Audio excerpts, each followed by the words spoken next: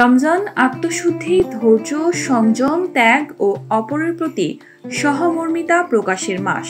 এ মাসে সওয়াব অর্জনের সুবর্ণ সুযোগ। তাই তো ইসলামের নীতিমালা অনুযায়ী রোজা রাখতে হবে, তাহলেই পাওয়া যাবে অফুরন্ত সওয়াব।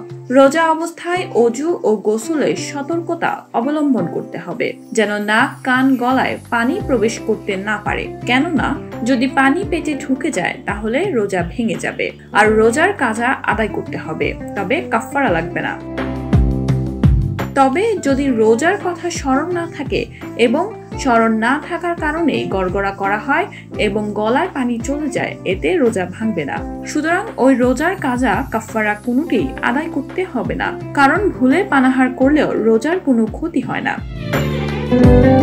আবু হুরাইরা রাদিয়াল্লাহু আনহু থেকে বর্ণিত হাদিসে আল্লাহর রাসূল সাল্লাল্লাহু আলাইহি ওয়াসাল্লাম বলেন, যে ব্যক্তি ভুলে আহার করলো বা পান করলো, সে যেন তার রোজা পূর্ণ করে, কারণ আল্লাহ তাকে পানাহার করিয়েছেন।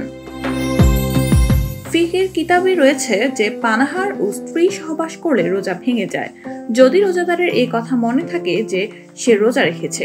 সুতরাং কেউ যদি রোজা রাখার কথা ভুলে গিয়ে পানাহার ও সঙ্গম করে, তবে তার রোজা ভাঙবে না। অবশ্য স্মরণ হওয়ার সঙ্গে সঙ্গে তা থেকে বিরত থাকতে হবে।